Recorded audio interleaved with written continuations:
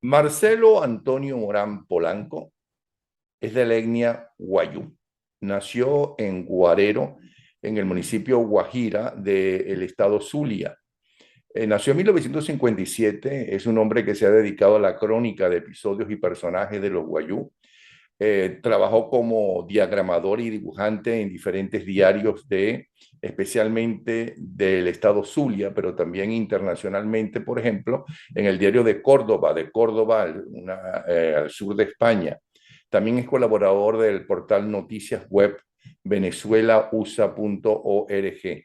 Autor de una novela que él me dirá el nombre, porque yo guayú no sé, se llama Viaje a Santa Cruz de Wimpumuín, Sí, así es, ¿ok? correcto. Y tiene tres novelas por publicar. Ahí tienen ustedes cómo comunicarse con él, porque su historia realmente y sus historias realmente son apasionantes y suele contarlas a través de su web o su página web.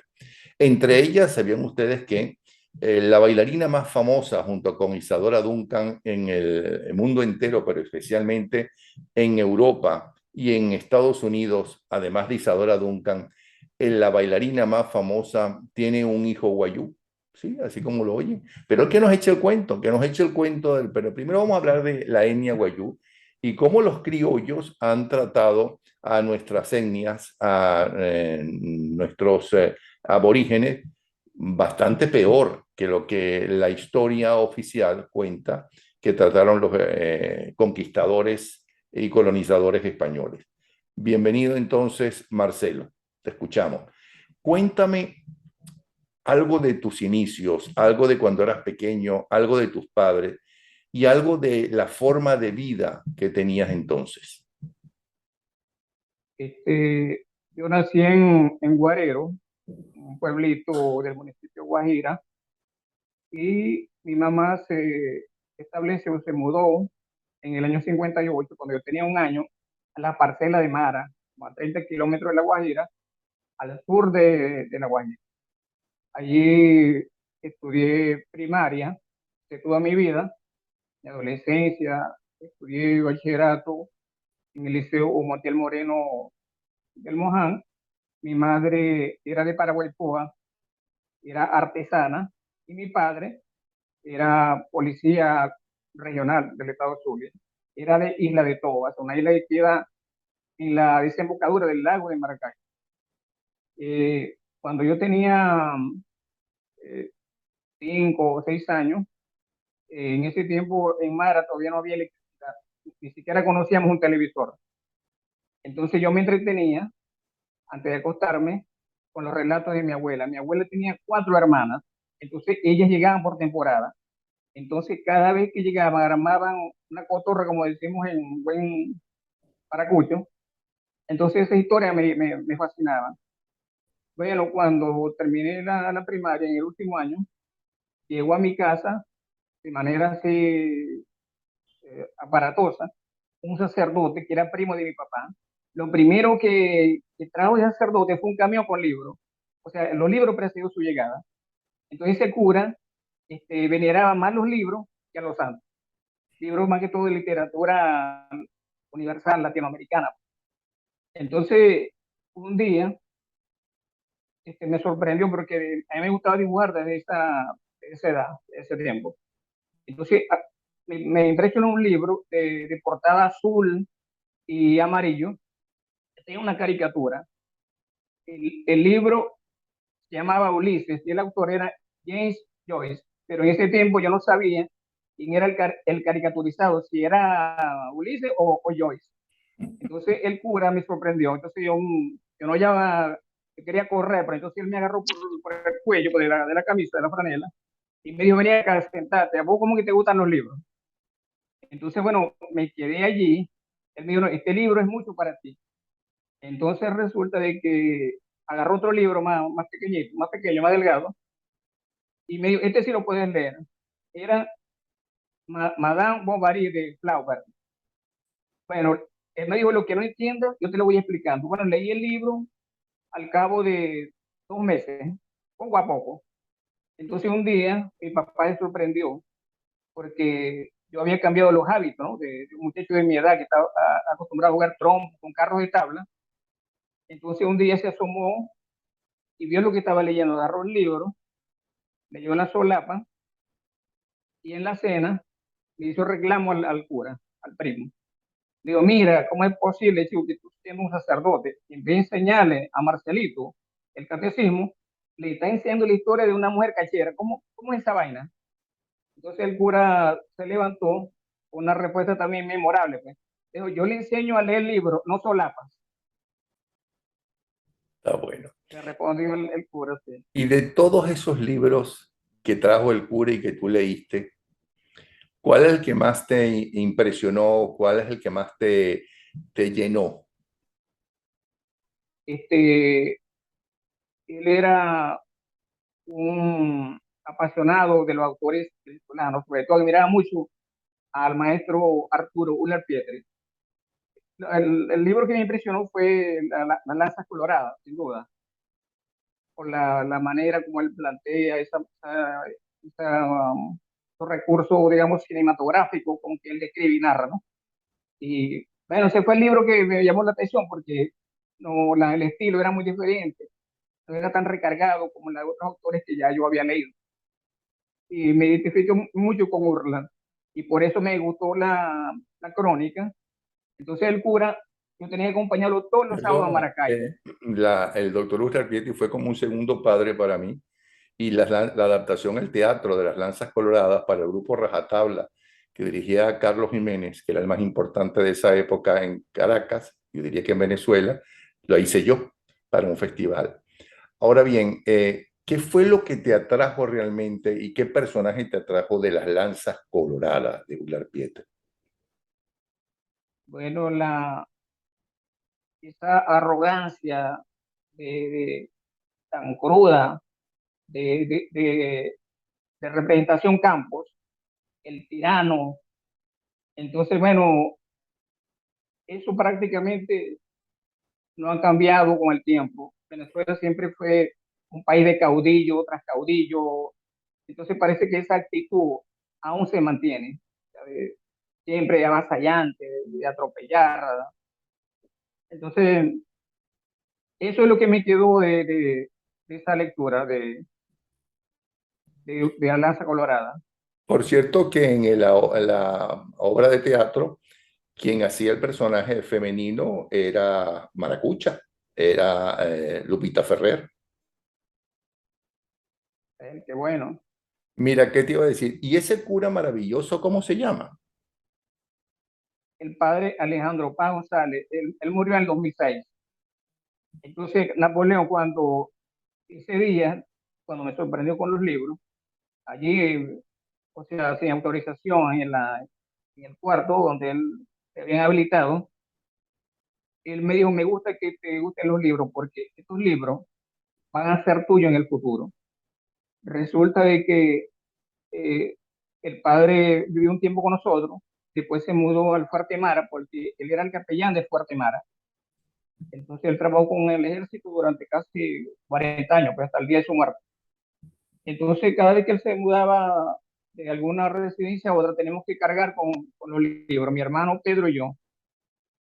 Entonces resulta que la última mudanza fue en Maracaibo.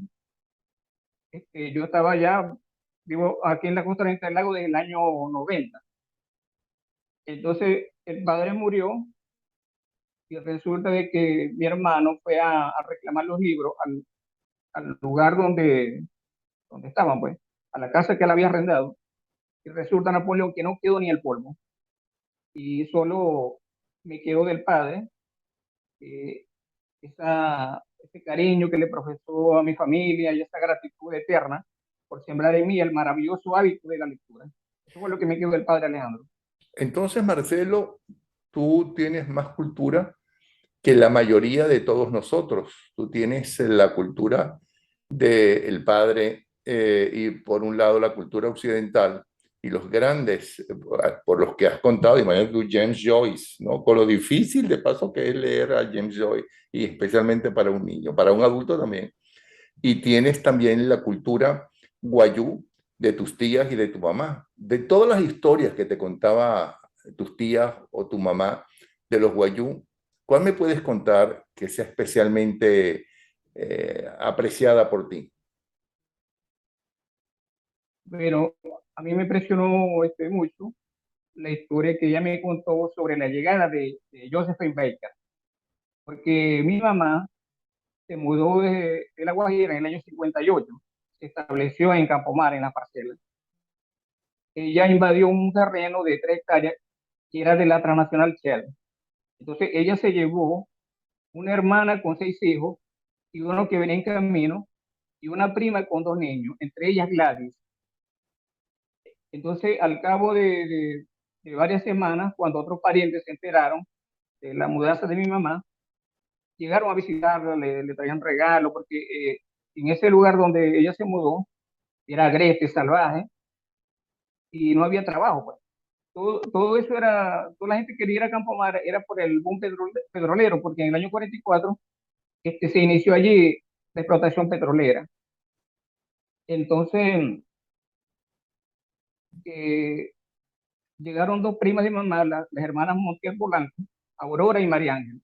Entonces, ellas conocieron la, este, supieron que mi tía Rubia, por la necesidad extrema que estaba pasando, quería entregar a Gladys, la quería entregar al Consejo Venezolano del Niño. Ese era el organismo que tutelaba a los menores, como decir ahora la LOCNA aquí en Venezuela. Entonces un día se aparecieron las 2 primas otra vez, con una invitada, una señora esbelta, de buena estatura y con rasgo, lo que se llama ahora afroamericana. Es que era afroamericana. Ujú. Sí, sí, pero ahora está de moda ese término, esa nomenclatura, pues. Entonces, una morena muy distinguida, pues. Entonces ella la presentaron, le dijeron, mira, esta va a ser la madre de Gladys. Ya arreglamos todo. Lo que falta es hacer unos trámites de que mi tía formalizara su huella dactilar y porque era analfabeta, para dejar ya zanjada pues la entrega de la niña. Bueno, y así fue. Ellos trajeron ropita y vistieron a Gladys, la vistieron. La señora Baker se acostó en un chinchorro allá en las parcelas, tomó chicha guajira y estaban miradas por la indumentaria de las mujeres, pues, la manta, la shein.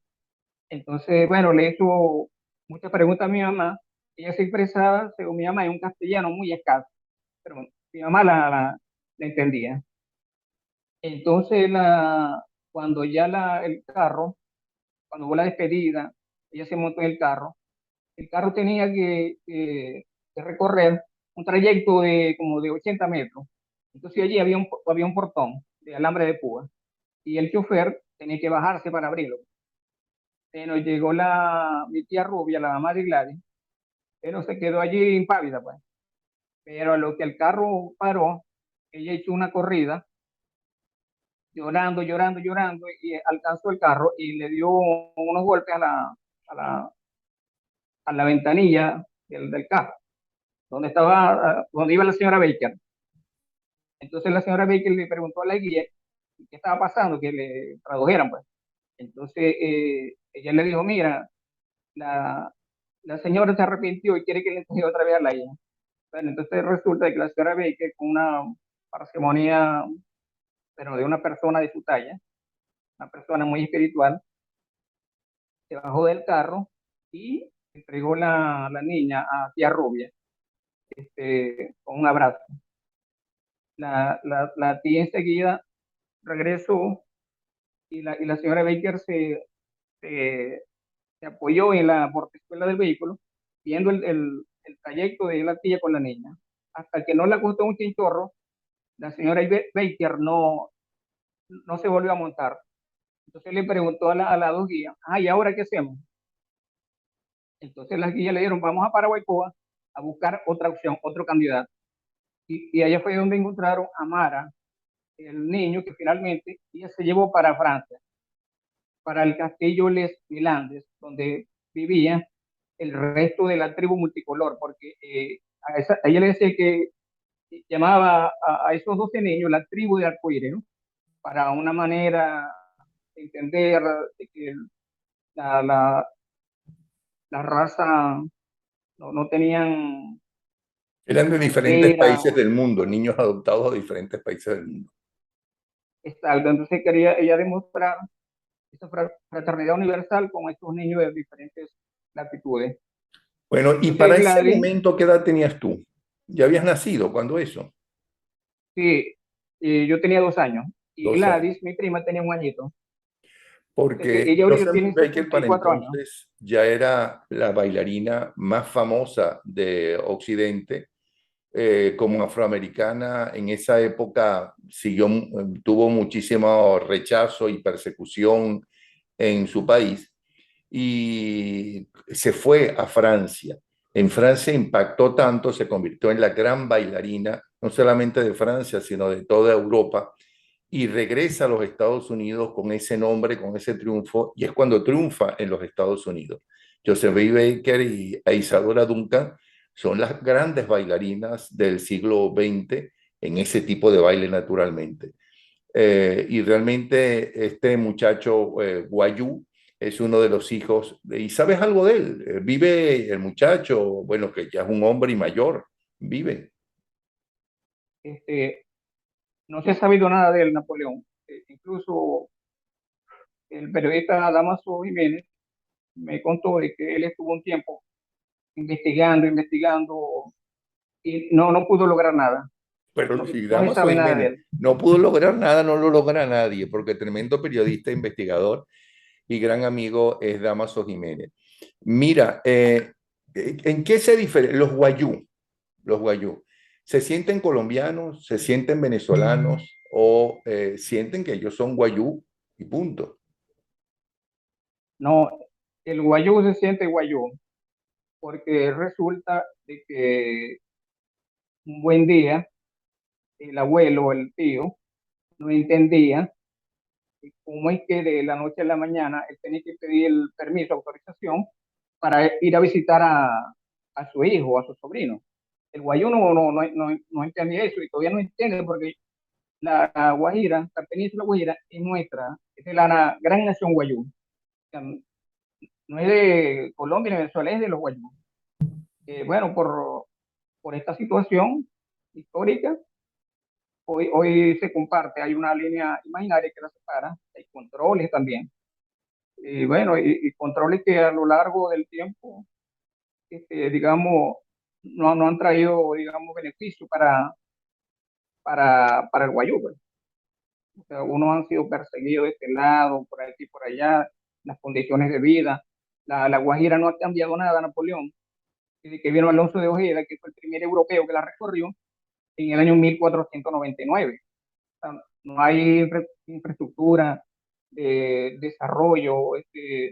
Rómulo Gallego la visitó en el año 1941 para ir a buscar locaciones y datos para escribir su novela sobre la misma tierra, que fue la última de tema venezolano. Y así como la encontró Gallegos en este tiempo, este, prácticamente ahí no hay nada, o sea, lo que es necesidad. Hay un cortejo de calamidad y lo más doloroso es que la Guajira, Napoleón, la Guajira venezolana, empieza en Castillete. Allí está el hito número uno, que demarca la, ese punto venezolano. Empieza Venezuela y empieza para el pueblo guayú un cortejo de calamidades que no se ha detenido a lo largo de siglos ni de los años. Pasan gobiernos y nada. Ahora, háblame de tu novela, la que ya está publicada. ¿Cómo es? ¿En qué consiste? ¿Cuál es la historia? El resumen de su historia. Bueno, tiene que ver con Alonso de Ojeda. Alonso de Ojeda se le aparece eh, en un sueño a un joven pastor de chivo de 15 años. El muchacho vuela en estampida porque el hombre sale del mar, gigante convertido que trae sobre en su regazo una maqueta urbanística de una ciudad, o sea, moderna.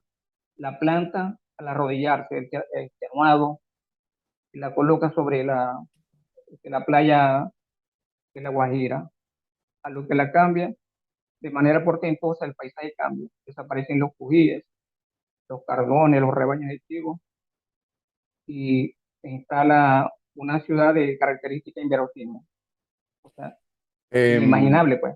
Francisco Herrera Luque, en un programa que teníamos por Radio Rumbos llamado La Historia Fabulada, y que por aquí también presentamos toda la semana, un capítulo cada semana, de ahí salieron 3 libros. Uno de esos capítulos es cómo él imaginó que fue el encuentro de los aborígenes venezolanos, bueno, los aborígenes que ahora ocupan el territorio venezolano, y la llegada de los primeros españoles. En este caso, él hablaba de Cristóbal Colón al otro lado, cuando llegó al otro lado de lo que hoy es Venezuela. ¿Ok?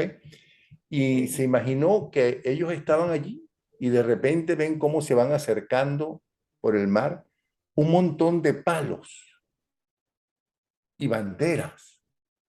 Y se van acercando, acercando, acercando a medida que se van acercando a la costa. ¿Ok? Y aparecen aquellos hombres vestidos como estaban vestidos, con un idioma que ellos no conocían, pero también con unas armas. Y realmente bien interesante. ¿Y qué pasó con tu protagonista? Él al despertar le cuenta el sueño a una PH, una OUT, la que interpreta los sueños. La, la, la PH, la vidente, queda prácticamente desconcertada porque jamás había escuchado un testimonio parecido. Claro. Entonces ella consulta a los espíritus ancestrales, a los Seyú. Entonces, en lugar de los Seyú, aparece una mujer extraordinaria, una mujer, una mujer hermosa. Eh, ella queda, ella llega, ocupa el lugar de los Seyú, o era una Seyú, pero la Piachi no la conocía. Entonces ella le dice que ese, ella viene a imponerle al muchacho una penitencia, tiene que viajar al lago de Maracaibo, en La Guajira, en una velera y darle una vuelta completa en un lapso de un mes, regido por la luna llena, por la luna. O sea, el primer día tiene que estar en luna llena y al terminar tiene que estar en luna llena. Si él llega antes, sería mucho mejor. Bueno, entonces el muchacho es huérfano y estaba tutelado por un tío. El tío decía que eso era imposible porque él jamás había explorado el mar, ni siquiera el lago de Maracaibo. Entonces ellos llegaron, vinieron hacia Paraguaypoa, y buscaron apoyo del abuelo. El abuelo le dijo, mira, yo tengo un amigo, hijo de un amigo mío muy querido, que vive en San Carlos. En San Carlos es donde es la desembocadura del lago. Él no puede ayudar. Entonces él es el que acompaña al muchacho en todo ese trayecto de un mes. El muchacho llega a La Guajira después de completar 28 días, después de sortear todo tipo de obstáculos, pruebas inverosímiles y todo, y cumple la misión. Pero, entonces en el sur del lago se encuentra a un anciano, también guayú, que fue vendido por unos esclavistas a principios de siglo. El viejo tenía 114 años. Entonces el viejo le regaló al joven una moneda que él rescató de un naufragio en Gibraltar. O sea, Gibraltar se llama una parte del sur del lago, donde ahí donde nació Teodoro Pecop, ahí en el Baté, en el municipio de Sucre. Entonces, esa moneda la trajo el muchacho y por allá tuvo que entregársela a un comerciante porque él, para que cargara al ayudante, al guía, porque tuvo una semana borracho, entonces no hallaba cómo cargarlo. Entonces ya cuando ya estaba próximo a la desembocadura del lago, él necesitaba que este hombre tuviera acuerdo porque era prácticamente la entrada del mar. Bueno, entonces resulta de que el, el hombre que se transó con él le devolvió la moneda de una envoltura de whisky, porque el tipo era comerciante. Porque el tipo despreció la moneda porque tenía mal olor, olía puro cuero de chivo. Entonces le dijo, no, el oro no huele así. Entonces la metió en una caja. Entonces cuando el muchacho regresó, después de superar una tormenta, eh, la Piachi lo bañó a través de un ritual que se llama ajujawa, que consiste en soplar. Ella tomaba licor y después lo soplaba, lo asperjaba por el cuerpo. Entonces cuando destapó, abrió la envoltura de whisky, cayó la moneda y ella se la llevó. Digo, esta es mi recompensa. A lo mejor son los dioses ancestrales que me están premiando. Bueno, al llegar a la Guajira, este, ella se mandó a hacer un medallón con con la moneda de oro. Y se la, tenían que esperar la llegada de la luna llena. O sea, porque el muchacho llegó un día antes de que se completara el ciclo. Pero si llegaba un día antes era mejor todavía, le habían dicho. Pero no nos Claro, cuentes el claro, claro. final, no nos cuentes el final porque queremos leerlo. No nos cuentes el final. Yo tengo un Sí, gran sí. amigo que es todo un personaje, que es Guayú, y es cura. Cura, y tú lo conoces seguro porque es todo un personaje, que es el padre Palmar. El padre Palmar me ha contado varias veces cómo es la cosmogonía de los Guayú. ¿Tú quieres explicarles a Ajá. ellos lo más destacado? Tenemos solamente 5 minutos. Lo más destacado de la cosmogonía de ustedes. Bueno, nosotros, nuestra, en la cultura huello hay muchos dioses. Ahí está el dios Maleiwa, o sea, el dios benefactor, el creador. Está la lluvia, está la, la Juyal, está la lluvia. Y esas son prácticamente las divinidades de nuestras tradiciones, de nuestra cosmogonía. Y la otra parte es la de la cosmovisión, cómo interpretamos pues, la vida y la muerte. El, el, el guayú muere dos veces.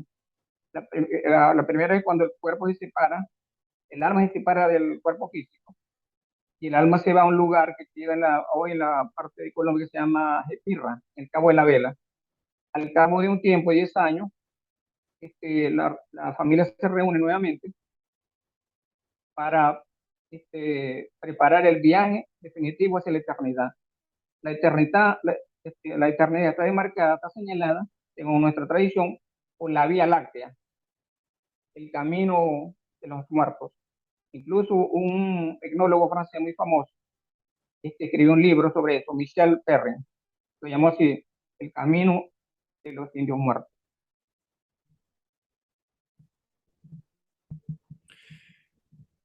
¿Tú eres católico? Sí, Napoleón, ¿Quién te enseñó a ser católico? el padre Alejandro, mi tío. ¿Y cómo mezclas las creencias de tu etnia Guayú con las creencias del hombre blanco occidental? O sea, yo respeto la tradición occidental o alíguna, porque eso fue la tradición que nos impusieron en el proceso de conquista, pues ya sí lo heredamos, ¿no? Y, y también estoy, digamos, aferrado también a mi tradición, que también esos dioses también son benefactores. ¿Qué es lo que necesita tu pueblo, lo que más necesita en este momento? Si tú tuvieras la posibilidad de mejorar la situación de tu pueblo, ¿cuál sería lo primero por lo cual trabajarías y lucharías? Bueno, primero, este, darle atenciones de Napoleón, porque La Guajira está prácticamente desguarnecida de todos estos beneficios o servicios que debe gozar un ciudadano o un habitante de un país. La Guajira es uno de los pueblos más pobres del mundo. Este, presenta los cuadros de desnutrición también alarmantes, incluso reportado por organizaciones como Cáritas, otras ONG, incluso todos esos datos se pueden conseguir incluso en la Secretaría de Salud de la Gobernación, en los hospitales. Eso es calamitoso prácticamente la situación que hoy en día.